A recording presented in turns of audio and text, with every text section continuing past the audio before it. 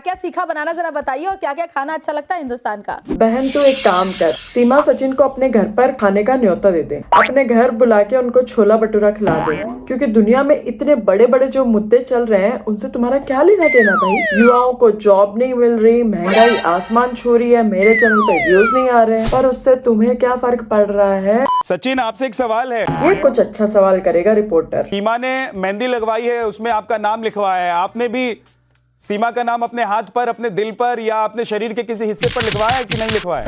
वाह भाई वाह। हाँ अंकल आप लिख दो ना, बस यही तो काम रह गया है। वैसे अंकल इतना शर्मा क्यों रहा है? भैया रिपोर्टर है, सचिन का दामाद नहीं है। डरा रहे हैं भारत को, तो उनको कहूंगी ये भारत है, डरने वाला नहीं, मैं सेब हूँ। हाँ बहन, तू सेब है, मैं स्ट्रॉबेरी, वो रिपोर्टर खजूर, और तेरे बाजू में जो सचिन बैठा है वो लप्पू सा सचिन है, मुंह में से बोलना वहाँ पे आवे ना, बोलता वो है ना, झिंगुर सा लड़का, उससे प्यार करेगी वो। अरे यार ये दुनिया कितनी खराब है ना। बेचारी आंटी ने जरा सा लप्पू क्या बोल दिया, वो सीमा ऑफेंड हो गई, आंटी फेमस हो गई, दुनिया को मजा आ गया। और सोचने की बात ये है दोस्तों, जिन आंटियों को हम इग्नोर करते थे कि पड़ोस की आंटी है कुछ भी बोल देती है, उन आंटियों को अब टीवी पर फुटेज मिल रही है और वो फेमस हो रही है लप्पू बोल बोल के। भैया बॉर्डर कूद के आई सीमा, 4 बच्चों समेत दीदी की जिम्मेदारी ली सचिन ने, और सगी बीवी भागी गुलाम हैदर की, और फेमस कौन हुआ? लप्पू आंटी। आंटी ने लप्पू बोला सचिन को, फेमस खुद हो गई लप्पू आंटी नाम से। अब सब लोग उससे लप्पू का मतलब पूछे जा रहे हैं। जैसे आपने सचिन को लप्पू बोला, अब आप हमें ये बता दी लप्पू का मतलब क्या होता है। अच्छा ये जो आपने कहे उनमें से लप्पू का मतलब बता दीजिए, झिंगुर का मतलब बता दीजिए। आपने ये जो बोला लप्पू सा सचिन झिंगुर सा लड़का, बड़ा वायरल हुआ, तो पहले तो मुझे बताइए लप्पू और झिंगुर का आपके हिसाब से मतलब क्या? दोस्तों एक वक्त हुआ करता था जब हमारी मीडिया नेताओं से और बॉलीवुड वालों से ऐसे तीखे तीखे सवाल पूछा करती थी कि उनसे जवाब देते नहीं बनता था। और आजकल के रिपोर्टर आंटी लप्पू का मतलब बता दो, लप्पू का मतलब बता दो। दोस्तों क्या आप जानते हो, इन आंटी को लप्पू से सचिन से कोई दिक्कत नहीं थी। आंटी को दिक्कत थी कि जो सीमा हैदर को इतना पैसा मिल रहा है, इतनी फेम मिल रही है, आंटी से पचे नहीं जा रहा था। और इसमें आंटी की कोई गलती भी नहीं है, ये तो हक है पड़ोसी होने का, अपने पड़ोसी की ग्रोथ से चलना। मैं तो नॉर्मल देखने के लिए गई थी कि ऐसी क्या चीज आ गई है जो गिफ्ट दिए जा रहे हैं या फिर मुंह दिखाई बरस रही है कि बाहर से पब्लिक आ रही है, गिफ्ट दे दे के जा रही है, और इतनी सारी मीडिया है, इलेक्ट्रिक मीडिया है, नॉर्मल मीडिया है। तो गाइस नॉर्मल आंटियां जो होती है वो अपने घर में बोल के चुप हो जाती है। यहाँ बेचारी लप्पू आंटी के मुंह में माइक घुसेड़ के मीडिया वालों ने आंटी को फेमस कर दिया, और जितनी बार बोला कि आंटी लप्पू बोल दो, लप्पू बोल दो, आंटी बोलती गई और फ्री का फेम लेती गई। पूरे देश में इतना वायरल हो गया, रील्स बन रहे हैं, गाने बन रहे हैं, लोग आपकी सेल्फी चाहते हैं। जी बिल्कुल, मैंने देखा, क्योंकि न्यूज़ वाले जितने भी भैया मेरे पास आ रहे हैं या अदरवाइज मैं किसी गांव में अपने काम से जा रही हूँ, तो बच्चे खड़े हो रहे हैं भीड़ लगा लगा के कि मैडम एक सेल्फी खिंचवा लीजिए हमारे साथ, या फिर एक बार डायलॉग बोल दीजिए अपना जिससे आप वायरल हुई। अरे आंटी तुम्हारे बाइसेप्स कितने भी तगड़े हो, तुम्हारा दिमाग अब भी भोला है, क्योंकि तुमने जब दूसरे के पति को लप्पू बोला तो एक बार ये भी सोच लेती कि तुम्हारा भी तो पति है, बेचारा भोला भाला। और जब इतनी ज्यादा हाइप बना दी थी मीडिया वालों ने, तो सभी जानना चाहते थे कि इन आंटी का पति है कौन, कौन सा ऋतिक रोशन है। मेरे साथ हैं सुरेश।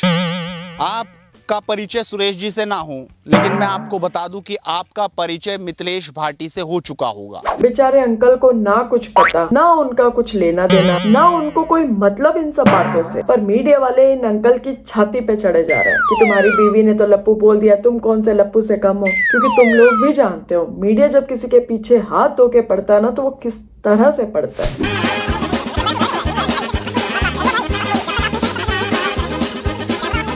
अरे भाई अंकल का पीछा छोड़ दो, लप्पू आंटी ने बोला था, अंकल ने नहीं। अंकल के पीछे लपक गए हो तुम सब लोग। और सोचने की बात यह है दोस्तों कि आंटी ने लप्पू का मतलब बताया था कि जो ज्यादा नहीं बोलता है वो, तो लोगों को लगा कि अंकल भी ज्यादा नहीं बोलते होंगे और आंटी उनको प्यार से लप्पू बुलाती होंगी। पर आंटी के पति को जैसे ही लप्पू बोला गया, आंटी को बुरा लग गया, ऑफेंड हो गई एकदम। नहीं ये फीलिंग नहीं है जो हस्बैंड के साथ किया जा रहा है ना, उसका थोड़ा दुख है, क्योंकि कुछ लोगों ने उनको टारगेट किया।